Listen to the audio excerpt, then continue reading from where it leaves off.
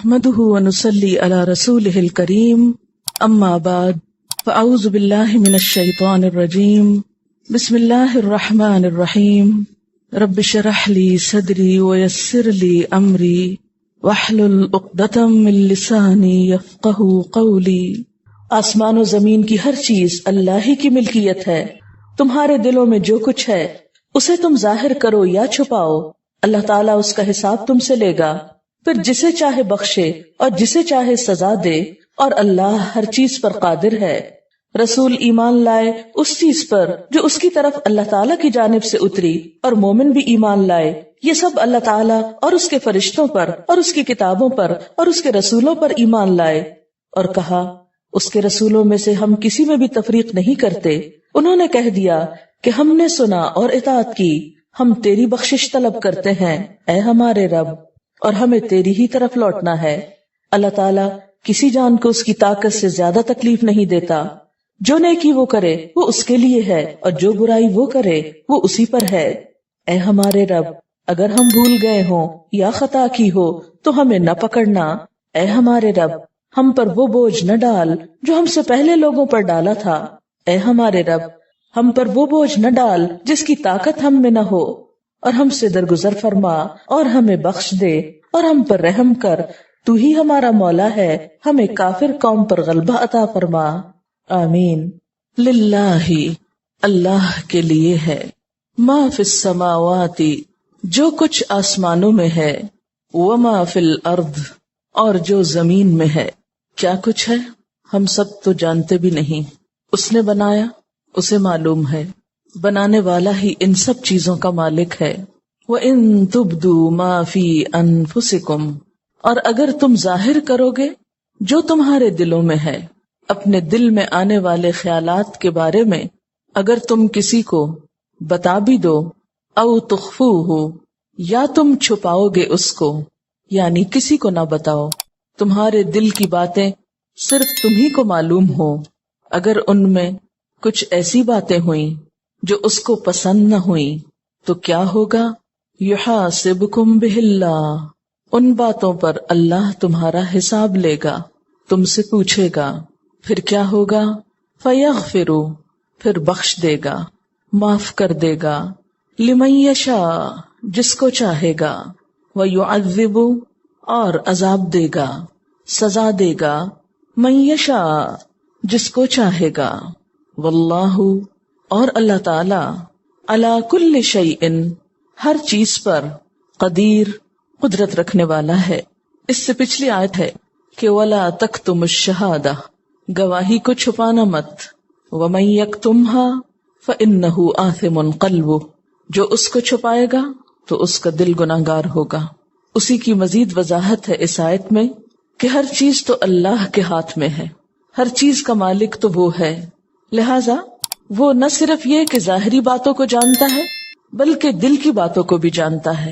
اس لیے اگر تم اپنے دل کی باتوں کو ظاہر کرو گے یا پھر انہیں چھپا لو گے، اگر وہ درست نہ ہوئی تو ان پر وہ حساب بھی لے سکتا ہے۔ حضرت علی رضی اللہ تعالیٰ عنہ فرماتے ہیں کہ جب یہ آیت نازل ہوئی تو اس نے ہمیں غمزدہ بنا دیا، ہمارے دل کو لگ گئی۔ ہم نے خیال کیا کہ اگر کسی کے دل میں گناہ کا خیال بھی آئے تو اس کا بھی حساب ہوگا۔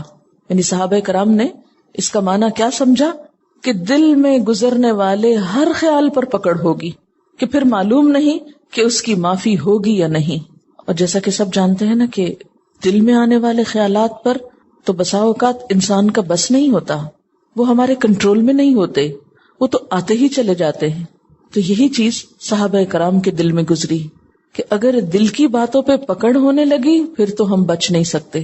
چنانچہ صحابہ کرام آپ صلی اللہ علیہ وسلم کے پاس آئے اور اپنی یہ فکر اور پریشانی آپ سے کہی۔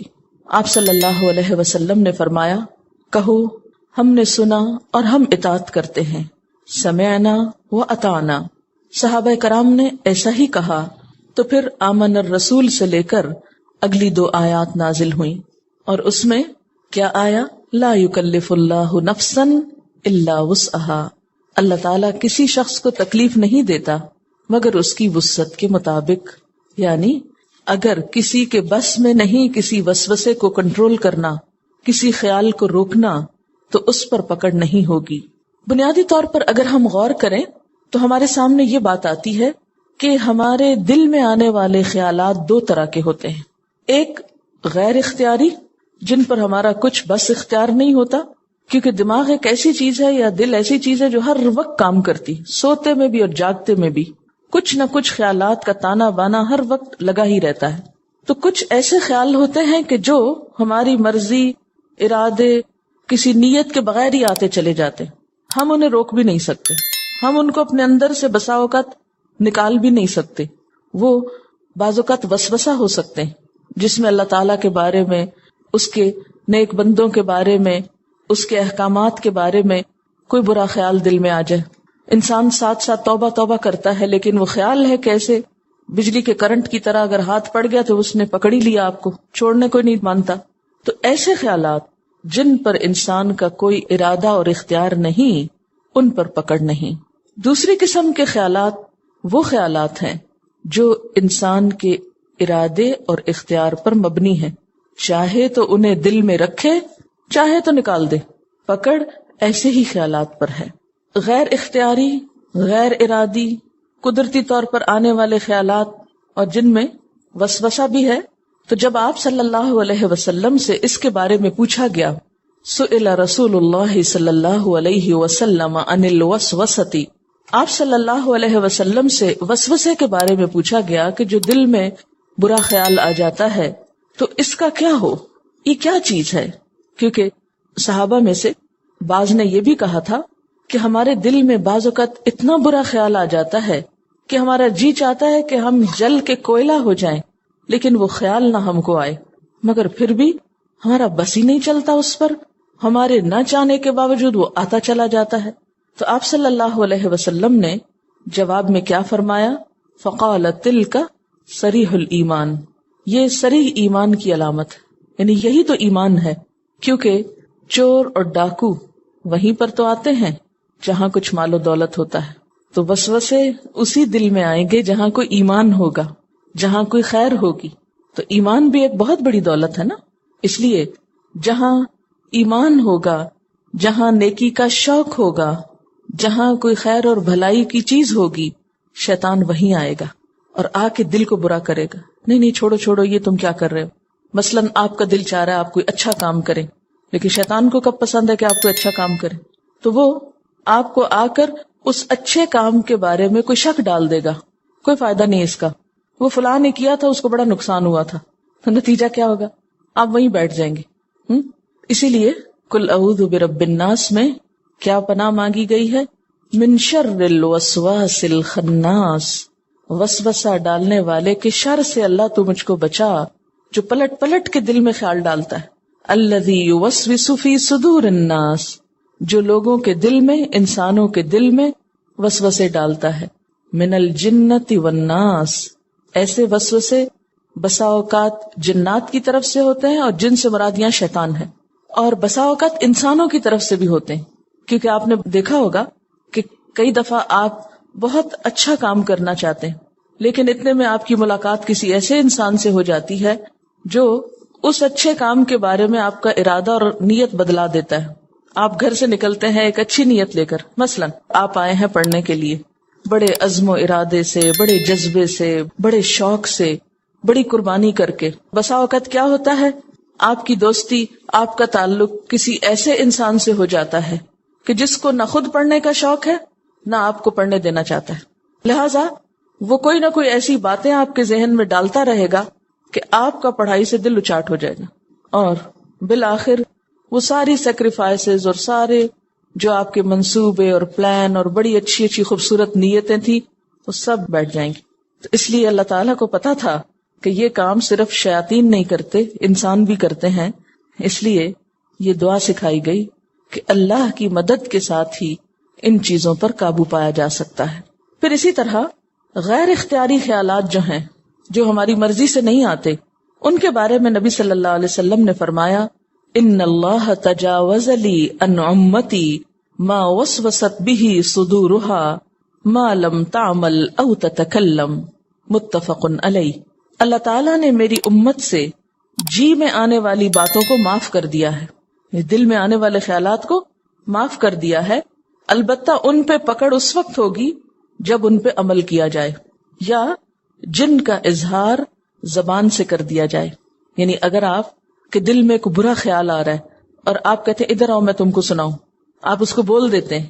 مثلا آپ کے دل میں نعوذ باللہ کوئی کفریہ خیال آ رہا ہے، اللہ تعالیٰ کی ذات کے بارے میں کوئی بدگمانی آ رہی ہے، اللہ معاف کرے اس چیز سے بچائے، یا کسی انسان کے بارے میں آ رہی، تو جب تک وہ دل میں بغیر ارادے اور بغیر نیت کے آ رہی ہے چیز، اللہ تعالیٰ اس کو معاف کر دے گا. لیکن اگر آپ دوسروں کو بھی وہ اپنے خیالات بتانے بیٹھ گئے اور وہ کفریہ کلمات زبان سے بولنے لگے، یا آپ کو کسی انسان کے بارے میں کوئی بدگمانی ہے، تو آپ بغیر کسی تحقیق اور بغیر کسی حقیقت کے اس کا ذکر لوگوں میں کرنا شروع ہو گئے محض گمان اور خیال کی بنیاد پر، تو اس کلام پر بھی پکڑ ہوگی، پھر پوچھ ہوگی. یا یہ کہ محض کلام نہیں، آگے بڑھ کے ایکشن بھی لے لیتے ہیں. مثلا آپ کے دل میں کسی کے بارے میں برا خیال آیا، آپ آؤ دیکھتے ہیں نتاؤ دیکھتے ہیں، وہ سامنے آیا تو آپ اس کو ایک دو لگا دیتے ہیں. اب کیا ہے، اس کو پتہ ہی نہیں کہ بات کیا ہے. بچوں کے ساتھ عام طور پہ ایسا کرتے نا، کوئی چیز اپنی جگہ سے ہلی ہوئی دیکھی تو دل میں خیال ہے یہ فلاں بچے کا کام ہوگا، اس سے پوچھا بھی نہیں کہ تم نے چیز اٹھائی یا نہیں اٹھائی، رکھی یا نہیں رکھی، تو کیا کرتے ہیں جو ہی وہ آتا ہے اس کو ڈانٹنا شروع کر دیتے ہیں. صرف ڈانٹے بھی نہیں، بات کا کان پکڑ لیتے ہیں اس کے. تو یہ جو عمل ہے خواہ بچے کے ساتھ ہی کیا جائے، یہ نہیں کہ بچے ہمارے ہیں تو ہماری پراپرٹی ہیں جیسے چاہیں ان کو معاملہ کریں، نہیں. اگر بچوں کے ساتھ بھی اس طرح کی ناروا زیادتی کی تو اس میں بھی پوچھ ہو سکتی. تو جو بھی خیالات آ رہے ہیں چاہے ظاہر کرو یا چھپا کے رکھو، ان پہ اللہ محاسبہ کرے گا. پھر محاسبہ کن خیالات پہ ہوگا؟ یہاں کن خیالات کی بات ہے؟ وہ خیالات شرک، اللہ کی ذات میں شک، کفر، منافقت، ان چیزوں پر ہے، کیونکہ ان سب کا تعلق بھی ہمارے خیال سے ہی ہے نا، ہمارے ارادے سے ہی ہے. تو وہ مضبوط عزائم، پکے ارادے، دل کے فیصلے جو کسی غلط بات کے لیے ہوں، ان پر پکڑ ہوگی. مثلا ایمان کہاں ہے آپ کا؟ دل میں ہوتا ہے نا. اب مثلا آپ کہے میں مسلمان ہوں، مجھے تو نہیں پتا، آپ تو زبان سے کہہ رہے ہیں، میں تو یقین کر لوں گی، لیکن اللہ کو پتا کہ دل میں کیا ہے. تو ایمان بھی دل کا فعل ہے نا. اب اگر ایک شخص زبان سے کہہ رہا ہے لیکن دل میں وہ کفر رکھے ہوئے ہے، تو زبان سے کہنا اس کو کچھ فائدہ نہیں دے گا. کس کی بات مانی جائے گی؟ کہ اس کے دل میں کیا ہے. اسی طرح منافقت کیا ہے؟ کہاں ہوتی منافقت؟ دل میں ہوتی. فی قلوبہم مرض، ان کے دلوں میں بیماری ہے. اسی طرح آپ دیکھتے ہیں کہ اخلاق کی کچھ باتیں ایسی ہیں جن کا تعلق انسان کے دل سے ہوتا ہے. مثلا صبر، تواضع، عاجزی، انکساری، قناعت، سخاوت، یہ سب کچھ کیا ہے؟ دل میں ہوتا ہے نا. اسی لیے حدیث میں آتا ہے کہ جب انسان کسی اچھے کام کی نیت کر لیتا ہے، ابھی وہ کام کیا نہیں اس نے، تو نیت پر بھی ثواب لکھ لیا جاتا ہے، وہیں سے مارکنگ شروع ہو جاتی. اور اگر وہ کر لیتا ہے تو کم از کم 10 گنا اجر ملتا ہے، اور زیادہ سے زیادہ تو پھر اللہ تعالیٰ کے ہاتھ میں ہے، جتنا چاہے دے. اچھا، اسی طرح آپ دیکھیں کہ بعض گناہ جن پر پکڑ ہوگی اور وہ دل کے گناہ ہیں. مثلا حسد، آپ کسی سے جیلس ہوتے ہیں. اسی طرح تکبر، کہاں ہوتا ہے تکبر؟ اس کا مقام کہاں ہے؟ دل میں ہے نا. آپ اپنے آپ کو بڑی شے سمجھتے. پھر اسی طرح بغض کہاں ہوتا ہے؟ دکھائیں؟ نہیں دکھا سکتے، اس لیے کہ دل میں ہی ہوتا ہے، اگر کسی سے ہو، اللہ نہ کرے. پھر دنیا کی محبت کہاں ہوتی؟ دل میں ہوتی. حرص، لالچ، یہ سب چیزیں کہاں ہوتی؟ دل میں. اس لیے جس دل میں یہ سب کچھ بھرا ہوا ہو، اس دل کے خیالات پر بھی پکڑ ہو سکتی ہے. پھر اللہ کے ہاتھ میں ہے کیا؟ فَيَغْفِرُ لِمَن يَشَاءُ، جسے چاہے معاف کر دے. ان چیزوں کے باوجود بھی جسے چاہے معاف کر دے. اور وَيُعَذِّبُ مَن يَشَاءُ، جسے چاہے عذاب دے دے. اس کا کیا مطلب ہے؟ اس کا مطلب ہے پھر تو انسان کو کچھ بھی نہیں کرنا چاہیے، یا پھر جو دل میں آئے کرنا چاہیے، کیونکہ پتہ نہیں کس کو معاف کر دے اور کس کو وہ چھوڑ دے. نہیں، اس کا مطلب یہ ہے کہ اس سے اللہ تعالی کا مکمل اقتدار اور مکمل مالک ہونا ہمارے سامنے آتا ہے کہ ہر چیز کا مالک وہ ہے. کیسے؟ جیسے آیت کے شروع میں آتا نا، للہ ما فی السماوات وما فی الارض، اسی کے لیے ہے جو آسمانوں اور جو زمین میں ہے. تو جب ہر چیز اس کی ہے تو اس سے کیا پتہ چلتا ہے اسی کی مزید وضاحت آگے ہوئی، فَيَغْفِرُ لِمَن يَشَاءُ وَيُعَذِّبُ مَن يَشَاءُ، جب ہر چیز اس کی ہے، ہر چیز پہ اس کا اختیار اور اقتدار ہے، تو پھر جس کو چاہے معاف کر دے، جس کو چاہے سزا دے. یعنی اس سے پتہ چلتا ہے کہ فیصلے اللہ کی مشیت پر ہوں گے، فیصلے اللہ کی مشیت پر ہوں گے، کسی اور کو ان میں دخل نہ ہوگا، کوئی اور اس میں انٹرفیئر نہیں کر سکے گا، ہوگا وہی جو وہ چاہے گا. لیکن اس کا یہ مطلب نہیں کہ اس کی مشیت کے لیے کوئی قاعدہ یا ضابطہ نہیں، وہ نعوذ باللہ اندھا دھند فیصلہ نہیں کرے گا. ہر شخص جو ڈیزرو کرے گا اس کے مطابق ہی وہ اس کے ساتھ معاملہ کرے گا. اس سے تو کسی ظلم کا تصور بھی نہیں کیا جا سکتا. جیسے آتا نا وما انا بظلام للعبید، ما انا نہیں ہوں میں بظلام ظلم کرنے والا، للعبید بندوں کے لیے. ایک اور جگہ پر آتا ہے لا یسأل عما یفعل وہم یسألون، وہ نہیں پوچھا جا سکتا. کون؟ اللہ تعالیٰ. کس کے بارے میں؟ جو وہ کرتا ہے. وہم یسألون، اور سب لوگ سوال کیے جائیں گے. انسانوں سے تو پوچھا جائے گا لیکن اللہ تعالیٰ سے کوئی نہیں پوچھ سکتا. پھر آپ دیکھیے کہ پیچھے جو آیت الکرسی گزری ہے اس میں بھی کیا ہے؟ انہی صفات کا ذکر ہے. آیت الکرسی کیا ہے؟ دراصل اللہ تعالیٰ کا ایک تعارف ہے، اس کے علم، اس کی ملکیت، اس کی قدرت، انہی چیزوں کا ذکر ہے نا. تو اس آیت میں بھی آپ دیکھیں کیا ہے، للہ میں ملکیت ہے، پھر یغفر لمن یشاء میں اس کی قدرت ہے، اور پھر واللہ علی کل شیء قدیر، اور اللہ تعالیٰ ہر چیز پر قدرت رکھنے والا ہے. اور ان تبدوا ما فی انفسکم او تخفوہ، اس میں کیا ہے؟ اس کے علم کا اظہار ہے. تو آیت الکرسی میں بھی اس کی یہی صفات بیان کی گئی ہیں. اس کے بعد سورۃ البقرہ کی آخری 2 آیات جن کی بہت فضیلت آتی ہے احادیث میں. نبی صلی اللہ علیہ وسلم کو معراج کی رات جو 3 چیزیں ملی ان میں سے ایک سورۃ بقرہ کی یہ آخری 2 آیات بھی تھی. نبی صلی اللہ علیہ وسلم جب آسمانوں پر تشریف لے گئے تھے معراج کے موقع پر، تو اس وقت یہ 2 آیتیں بھی آپ کو دی گئی تھیں.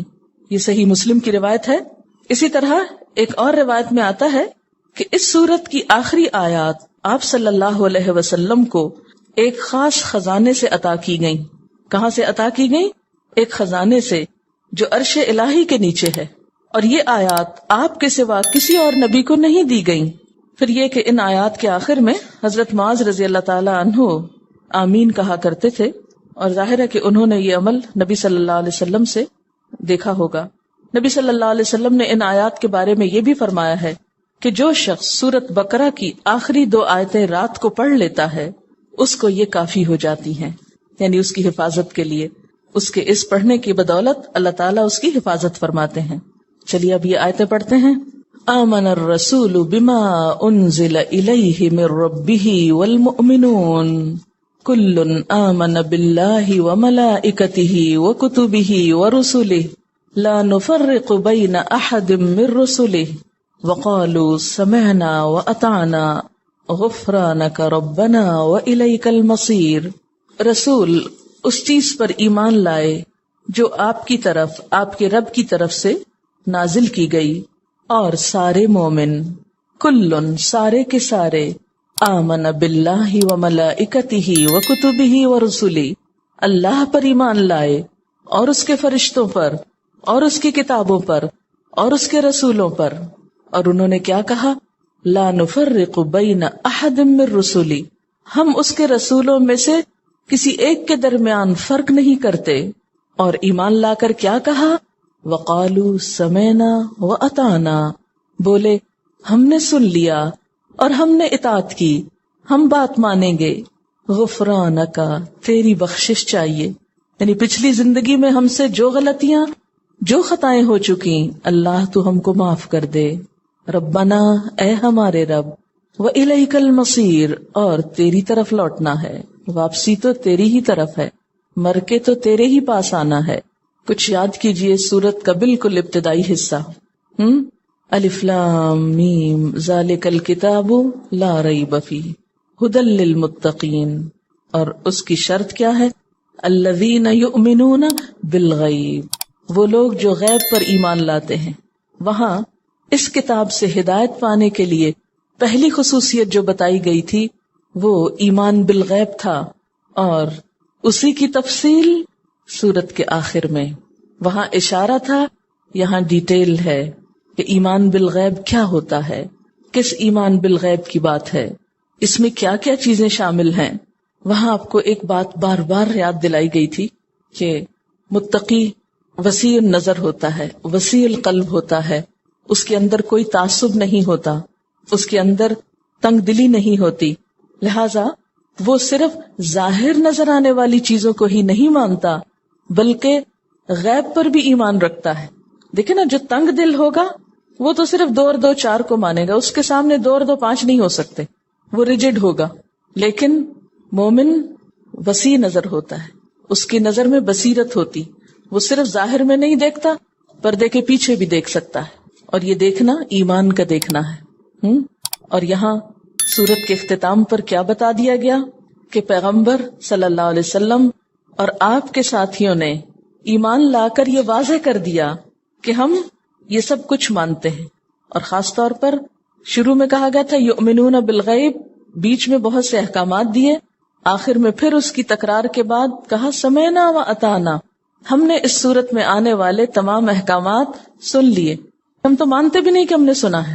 اور صحابہ کرام کو حضور صلی اللہ علیہ وسلم نے جب پریشانی ہوئی کہ ہماری پکڑ ہو جائے گی تو اس وقت کہا کہ آپ کو سمعنا و اطعنا، انہوں نے فوراً ہی کہہ دیا، لیکن ہم سن کے بھی سنتے نہیں، مشکل یہ سمعنا، ہم نے سن لیا جو کچھ اللہ پاک نے ان 286 آیات میں ہم کو بتایا، اس سورت البقرہ میں سب کچھ سن لیا ہم نے، اب ہم کریں گے کیا؟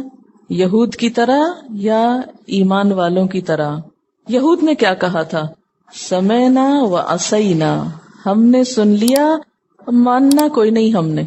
ذرا دل ٹٹولے اپنے، کیا سوچتے ہیں ان سب باتوں کے بارے میں جو آپ سن چکے؟ اقسام بر بہت سی سن چکے، ہم نے سن لیا، اب ہمیں کیا کرنا ہے؟ اطعنا، ہم اب اطاعت کریں گے، اب ہمیں عمل کرنا ہے۔ ہم ان لوگوں کی طرح نہیں جو تعصب برتتے ہیں، صرف اپنے رسولوں کو مانتے ہیں، صرف اپنی کتابوں کو مانتے ہیں اور دوسرے انبیاء کا انکار کرتے ہیں۔ نہیں، ہم تو کسی کے درمیان فرق بھی نہیں کرتے، لا نفرق بین احد من رسلہ، ہم اللہ کے رسولوں میں سے کسی کے درمیان تفریق نہیں کرتے، سب کو رسول مانتے ہیں۔ پھر آپ دیکھیے کہ یہاں پر جو تفصیل بتائی گئی وہ کیا ہے؟ آمن الرسول، کتنا خوبصورت آغاز ہے نا، کہ بتانے والا سب سے پہلے خود ایمان لا رہا ہے۔ یہ نہیں کہا گیا کہ صرف مومن ایمان لائیں، بلکہ آمن الرسول، رسول صلی اللہ علیہ وسلم ایمان لائے، کس چیز پر؟ اس پر بما انزل الیہ، جو آپ کی طرف نازل کی گئی۔ سورۃ البقرہ کے شروع میں والذین یؤمنون بما انزل الیک، الیک سے مراد کیا تھا؟ آپ صلی اللہ علیہ وسلم۔ تو یہاں پر بھی کیا ہے کہ پیغمبر خود ایمان لائے جو آپ کی طرف آپ کے رب نے اتارا تھا۔ آمن الرسول بما انزل الیہ من ربہ، کیونکہ جب تک بتانے والا خود پوری طرح کنونس نہ ہو، خود ایمان نہ رکھتا ہو، خود اس کا شرح صدر نہ ہو، خود اس بات کی تصدیق نہ کرتا ہو جو وہ دوسروں کو بتا رہا ہے، تو اس کے بتانے میں بھی وہ کنونسنگ پار نہیں ہوتی، تاثیر نہیں ہوتی۔ تو قول اور فعل کا تضاد جو ہے یہ بہت ناپسندیدہ چیز ہے اللہ تعالیٰ کے نزدیک، کہ انسان کہے کچھ کرے کچھ، یا دوسروں کے لیے تو جیسے یہود کے بارے میں آیا اتأمرون الناس بالبر وتنسون انفسکم، ان کے علماء یہی کر رہے تھے نا۔ لیکن نبی صلی اللہ علیہ وسلم کی خوبی کیا بتائی گئی کہ جو آپ کی طرف اتارا گیا اس کو پہلے آپ نے خود مانا۔ آمن الرسول بما انزل الیہ من ربہ والمؤمنون، اور سارے مومن وہ بھی ایمان لے آئے، کلن سارے کے سارے، آمنا ایمان لائے، کس چیز پر؟ باللہ، سب سے پہلے اللہ پر۔ اب یہ ایمان کی تفصیل ہے، اس کو کیا بولتے ہیں؟ ایمان مفصل۔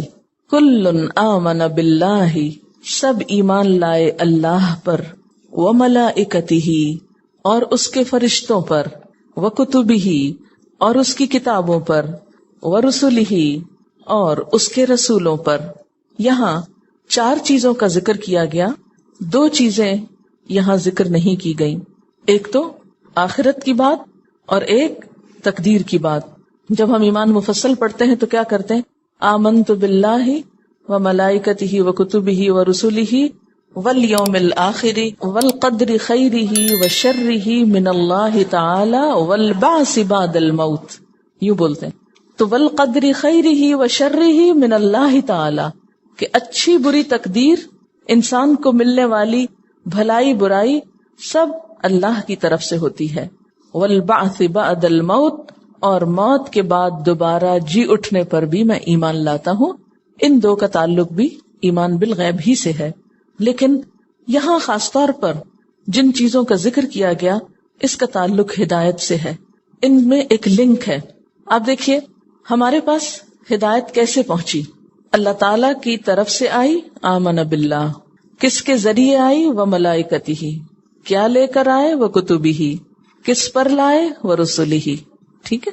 تو اگر یہاں یہ بھی ذکر کیا جاتا والقدر خیرہ وشرہ والبعث بعد الموت، تو آپ دیکھتے کلام کا حسن ختم ہو جاتا. اس کی یہاں ضرورت نہیں تھی، کیونکہ یہاں موقع نہیں ہے اس کا. اللہ تعالیٰ نے کوئی بات نہ زائد کی ہے اور نہ کوئی اہم بات چھوڑی ہے. ہر چیز کی ایک حکمت ہے. یہ الگ بات ہے کہ ہم اپنے چھوٹے دماغ ہونے کی وجہ سے وہ نہ سمجھ سکیں. تو کوئی شخص بھی عمل کر نہیں سکتا، کسی کا بھی عمل بدل نہیں سکتا جب تک اس کے ایمان کے اجزاء پورے نہیں ہوتے. مثلا ان میں سے اگر کوئی شخص کسی ایک چیز کا بھی انکار کر دے، یا ان چیزوں میں سے کسی ایک چیز کے کسی حصے کا بھی انکار کر دے، تو بات بگڑ جائے گی. مثلا اللہ تعالیٰ پر ایمان تو ہے، فرشتوں پر بھی ہے، لیکن کہ میں جبریل سے عداوت رکھتا ہوں. جیسے پیچھے آپ نے پڑھا من کان عدوا لجبریل، یہود کہتے تھے ہماری جبریل سے دشمنی ہے. تو کام خراب ہو جائے گا، ایمان میں رکھنا ہو جائے گا، سوراخ ہو جائے گا. اسی طرح وکتبہ، اگر کوئی کہے میں سب کتابوں کو مانتا ہوں سوائے قرآن پاک کے، تو معاملہ بگڑ جائے گا. ورسلہ، اگر کوئی شخص سب رسولوں کو مانے لیکن حضور صلی اللہ علیہ وسلم کو نہ مانے تو ایمان مکمل نہیں ہوتا. اسی لیے ہم دیکھتے ہیں کہ بہت سے لوگ ایسے ہیں یہود و نصارہ میں سے جو اللہ کو مانتے ہیں، فرشتوں کو مانتے ہیں، کتابوں کو مانتے ہیں، رسولوں کو مانتے ہیں، لیکن ایک رسول اور ایک کتاب کو نہیں مانتے، جس کی وجہ سے وہ ہدایت سے بہت دور ہیں. وہ اس عظیم ترین خزانے سے فائدہ اٹھانے سے محروم رہ گئے. حالانکہ یہ کتاب جو ہمارے پاس ہدایت کے لیے آئی، ذالک الکتاب لا ریب فیہ ھدی للمتقین، یہ ان تمام کتابوں کا لیٹسٹ اور کمپلیٹ ایڈیشن تھا. کیونکہ پچھلی کتابوں کے تو صرف ترجمے باقی ہیں، اصل تو باقی ہی نہیں. تو اللہ تعالیٰ کی طرف سے آنے والا پیغام جو مختلف طریقوں سے انہوں نے ڈسٹارٹ کر دیا، ضائع کر دیا، بدل دیا، ان سب کا ایک مکمل ترین ورژن اس کتاب کی شکل میں آیا. اب اگر کوئی شخص ادھوری چیزوں کو لے کر بیٹھا ہوا ہے اور مکمل چیز کو نہیں لے رہا تو وہ اپنا ہی نقصان کر رہا ہے. اسی لیے وہ لوگ ہدایت سے دور رہے، وہ اس خزانے سے دور رہے. لیکن اہل ایمان نے کیا کیا؟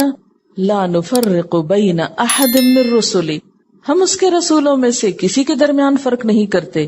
والذین یؤمنون بما انزل الیک وما انزل من قبلک، وہ لوگ جو ایمان لاتے ہیں ساتھ اس کے جو آپ کی طرف اتارا گیا اور جو آپ سے پہلے اتارا گیا. وسیع النظر، وسیع القلب، وسیع ذہن کے مالک، کھلے دل کے لوگ جن کو ماننے میں کچھ بھی مشکل نہیں. اچھا، رسولوں میں فرق کیسے ہوتا ہے؟ مثلا کسی کو اللہ کا رسول مانا جائے اور کسی کو مانا ہی نہ جائے. ایک تو یہ طریقہ ہوتا ہے.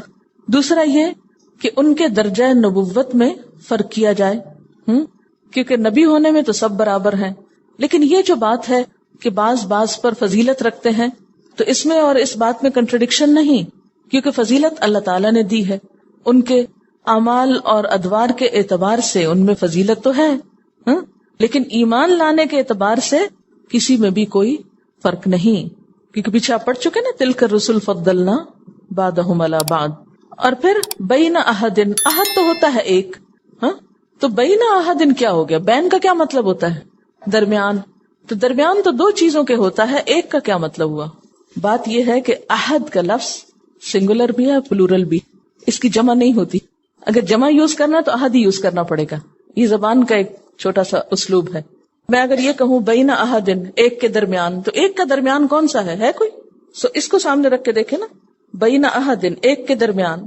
اچھا پھر ایک کا جمع کیوں نہیں؟ اس لیے کہ ایکوں تو نہیں ہوتا نا. لیکن اگر جمع بھی یوز کرنا ہو تو اس کے لیے بھی احد. عربی میں یہ گنجائش ہے کہ احد کے اندر جمع بھی ہے، یعنی سارے پیغمبروں میں سے